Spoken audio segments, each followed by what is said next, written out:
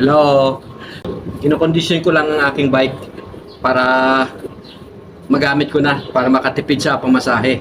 Mahal din kasi kapag namamasahe ng ano eh. Daming lamok, daming langaw. Kasi taglamig na.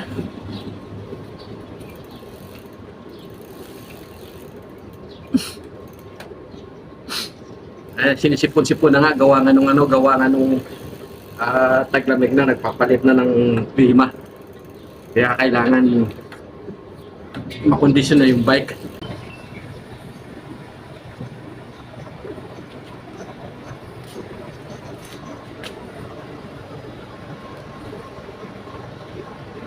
Ito yung aking mga tanim na cucumber.